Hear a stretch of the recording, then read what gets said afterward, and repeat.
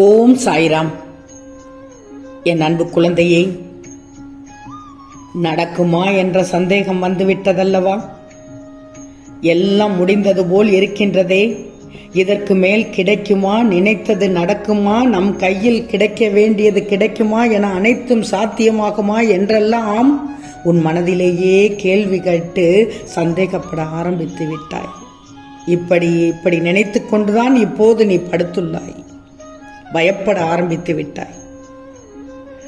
செல்வமே, உன் பயத்தை போக்கவும் நம்பிக்கை கொடுக்கவும் தான் இப்போது உன் சாயப்பா சத்திய வாக்கோடு உன்னை சந்திக்க வந்துள்ளேன்.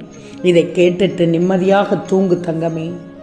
நம்பிக்கையோடு தூங்கு, மன நிறைவோடு தூங்கு, மகிழ்வோடு தூங்கு, சந்தோஷமாக தூங்கு, நம்பி கேட்டு தூங்கு தங்கமே.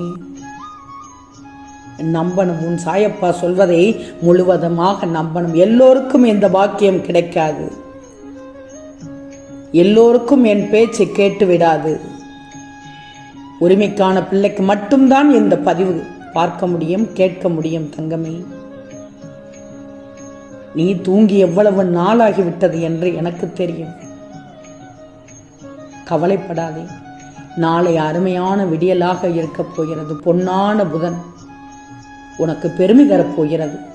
உன் வாழ்வில் ஒரு அற்புதமாக நடக்கப் போகிறது. செல்வமே, உன் வாழ்க்கையில் நிகழும் அனைத்தும் என்னுடைய பார்வையில் இருந்து வருபவைதான் தங்கமே. சில உனக்கு சந்தோஷமான சூழலும் சில பாடங்களை சொல்லிக் கொடுக்கும் பொருட்டு கஷ்டமான சூழலுமாகத்தான் இருக்கும். அது சில வழிகளையும் தரும், சில காயங்களையும் தரும். இந்த வாழ்க்கை எப்படித்தான் செல்லமே, எப்படியும் வாழ்ந்து விடலாம், எப்படியாவது வாழ்ந்து விடலாம் என்று நினைத்து வாழ்பவர்களுக்கு சாதாரணமாக வாழ்ந்து விட்டு போய்விடலாம் நீ. ஆனால் இப்படித்தான் வாழணும், இவ்வாறு தான் வாழணும் என்று ஒரு லட்சியத்தை வைத்துக் கொண்டு வாழ்ந்தால் சிறிது கரடு முரடான பாதையை கடந்துதானே ஆகணும். இந்த வாழ்க்கை வெற்றியுடன் கூடிய வாழ்க்கையாக ஒரு திருப்தியை ஏற்படுத்தும் பொருட்டு உன் மனம் விரும்பிய வாழ்க்கையை வாழ்வதுதானே கடினம். அப்படி நீ வாழ முற்படும் போது இத்தனை தடைகளையும் சந்திக்க நேரிடும். அப்போது அந்த கடினமான சூழ்நிலைகள் தான் நீ இப்போது எதிர்கொண்டு வருகிறாய். இப்போது நடக்கும் இந்த போராட்டத்தில் போராடி போராடி ஓய்ந்து விட்டதாக நீ நினைத்துக் கொள்கிறாய். ஆனால் ஒன்று சொல்லட்டுமா, எத்தனை போராட்டங்களை நீ வென்று வந்திருக்கிறாய் என்று திரும்பி பார்த்திருக்கிறாயா? திரும்பி பார், சற்று பின்னோக்கி பார். நீ வெற்றி கண்ட என் பிள்ளை என்பதை நீ உணர்வாய். என் பிள்ளை என்பதால் எல்லாம் தெரிந்த விவரமாக நல்லது கெட்டதை என பிரித்து பார்க்கும் பொருட்டு பக்குவம் அடைந்துள்ளாய். கண்மணியே, இப்போதுள்ள இந்த சவால்களை உன்னால் சமாளித்து ஜெயிக்க முடியும். தங்கமே, நான் சொல்வதை கவனமாக கேள். சிலருக்காக நீ வாழ வேண்டும் என்று நீ நினைக்கிறாய். உன்னை சுற்றி உள்ளவர்கள் உன்னை பற்றியும் உன் குடும்பத்தை பற்றியும் என்ன நினைப்பார்கள் என்று நினைத்து நினைத்து உன் மகிழ்ச்சியையும் உன் சிறு சிறு ஆசைகளையும், ஏன் உன் உரிமைகளை கூட விட்டு கொடுத்து வாழ்ந்து கொண்டிருக்கிறாய். நான் ஒரு உண்மையை சொல்லட்டுமா? உனக்கு உயிர் கொடுத்து இந்த உலகத்திற்கு அறிமுகப்படுத்திய உன் தாய் தந்தையரை எப்போதும் கலங்க விடாதே. அவர்களின் மனம் வேகும்படி புண்படி நோகும்படி நடந்து கொள்ளாதே. உன்னை சுற்றி உள்ளவர்கள் மற்றவர்கள் என்ன கூறினாலும் அதை ஒரு ஏணிப்படி போன்று எடுத்துக்கொண்டு அதில் ஏறி முன்னேறிச் செல். அதை விட்டுட்டு இந்த உலகம் என்ன நினைக்குமோ என்று வாழத் தொடங்கினால் நிம்மதியே போய்விடும் தங்கமே. இப்போது இருக்கும் உன் வாழ்க்கையை உன் குடும்பத்தோடு சேர்ந்து இன்பமாக கழிக்க பயன்படுத்திக்கோ, பழகிக்கோ. இன்று இருக்கும் இந்த நாள் உனக்கு கிடைத்த சொர்க்கம் என்று நினைத்து வாழ கற்றுக்கோ.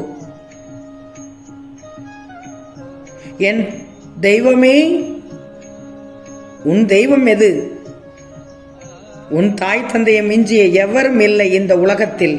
நீ அவர்களுக்கு செய்யும் நல்லது காலப்போக்கில் உனக்கு அளவில்லாத நன்மையை கொடுக்கும். ஏன்னா குடும்பம் என்பது ஒரு கோவில். அந்த கோவிலில் எல்லோருடைய மனசும் ஒரே மாதிரி இருக்கணும், ஒரே விதமான அன்பாக இருக்கணும், கசப்பு இருக்கவே கூடாது. எல்லா விஷயங்களையும் மனப்பூர்வமாக பகிர்ந்துக்கோ, புரிதலோடு விட்டு கொடுத்துக்கோ. அப்படிங்கிற ஒரு இடம் இருந்துச்சுன்னா அந்த குடும்பம் அளவுக்கு அதிகமான ஆசீர்வாதத்தோடு இருக்குங்கிறது தான் நிதர்சனமான உண்மை. முதல்ல நீ குடும்பத்தில் ஒற்றுமையை கொண்டு வந்துட்டேன்னா நிறைய விஷயங்களை உன் சாயப்பா உனக்காக செய்ய காத்துக்கிட்டு இருக்கேன். சோதனையின்றி வாழ இது ஒன்றும் சொர்க்கம் அல்ல. கொஞ்சம் பொறுமையாக இரு. முடிவில்லாத மகிழ்ச்சி காத்து கொண்டிருக்கிறது. அளவில்லாத மகிழ்ச்சி காத்து கொண்டிருக்கிறது. அற்புதம் நடக்கப் போகிறது. நீ வேண்டி விரும்பி கேட்டது நாளை பொன்னான புதனில் கிடைக்கப் போகிறது. உன் தாய் தந்தரை வழிபட்டு வா. அவர்களுக்கு தேவையானதை நீ நிச்சயமாக செய்யணும். இதை அசரீரியாக எடுத்துக்கொள். பல்வேறு பிரச்சனைகளோடு நீ போராடி கொண்டிருக்கிறாய். உண்மைதான். இந்த போராட்ட வாழ்க்கையிலிருந்து ஒரு நிமிடமாவது நிம்மதி கிடைத்து விடாதா என்று ஏங்கி தவிக்கிறாய். சந்தோஷமான ஒரு நொடி கிடைத்து விடாதா என்று தத்தளித்து கொண்டிருக்கிறாய். இந்த பறந்து விரிந்த உலகில் உனக்கான சந்தோஷம் எதுவுமே கிடைக்கவில்லை என்று மனம் குமரிக்கொண்டிருக்கிறாய். என் செல்வமே, நிம்மதியற்று நிலைகுலைந்து ஆளும் இந்த இரவு பொழுதில் உன்னோடு உன் சாயப்பா அருகில் வந்து பேசுகிறேன். நாளைய விடியல் உனக்கான விடியல். பொன்னான புதனாக மிளிரப் போகிறது. அற்புதம் நடக்கப் போகிறது. நிச்சயம் நீ எதிர்பார்த்த உடனடியான மாற்றம் நாளையே சர்வ நிச்சயமாக கிடைக்கும், நடக்கும். எல்லோருக்கும் நல்லதை நினைத்து நல்லதை செய்யும் உன்னை யாரும் பாராட்டவில்லை என்றாலும் பரவாயில்லை. ஆனால் சுயநலவாதி என்று கூறுகிறார்களே என்று நினைத்து உன் மனம் புண்பட்டு கிடக்கிறது. அவர்கள் என்ன வேண்டுமானாலும் பேசிக்கொள்ளட்டும். என் பிள்ளை சுயநலவாதியாக இருந்ததில்லை என்று உன் அப்பாவாகிய எனக்கு தெரியும். நீ ஒருபோதும் தனக்கு மட்டுமே நல்லது நடக்கணும் என்று என்னிடத்தில் ஒருபோதும் கேட்டதில்லையே. காலத்தின் கணக்குப்படிதான் அனைத்தும் நடக்கும். அந்த காலமே உனக்கு நிச்சயம் சந்தோஷத்தை கொடுக்கும் நாளாக மாறிவிடும். இதோ நாளை வந்து கொண்டே இருக்கிறது. நாளை பெரிய மாற்றம் நிகழ்ந்து சீரும் சிறப்புமாக வாழப் போகிறாய். உன் காத்திருப்புக்கும் உன் பொறுமைக்கும் சேர்த்து நீயே எதிர்பாராத பெரிய பரிசாக உனக்கு கிடைக்கப் போகுது. நீ எவ்வளவு நன்மைகளை செய்துள்ளாய் என்பதை எல்லோரும் புரிந்து கொள்ளப் போகிறார்கள். நாளை பார். உனக்கான காலம் கனிந்து வந்துவிட்டது. அதனால் தான் இந்த பதிவை கேட்கிறாய். இனி உன் வாழ்க்கையில் எல்லாம் நல்லதாகவே நடக்கப் போகிறது. ஒரு குறையும் இல்லாமல் சகல ஐஸ்வர்யங்களோடு அள்ளி கொடுக்க போகிறேன். அனைவரும் வியக்கும் வகையில் நீ பெரிய உயர்ந்த நிலைக்கு செல்ல போகிறாய். நீ எவ்வளவு தீமைகளை விளைவித்து அதன் வளர்ச்சியை தடுத்தாய். ஆனால் அதையெல்லாம் எதிர்த்து வெற்றி பெற்று விட்டோனே என்று உன் எதிரிகள் வியக்கும் வகையில் வாழப் போகிறாய். அவர்கள் அப்படித்தான் நினைத்தார்கள். உன்னை தடுத்தோம், கெடுத்தோம், படுகொலியில் தள்ள நினைத்தோம். ஆனால் எப்படி நீ மீண்டு வந்தாய் என்று ஆச்சரியப்பட போகிறார்கள். நாளைய நடப்பை பார்க்கும்போது அவர்கள் முகத்தில் ஈயாடாகது.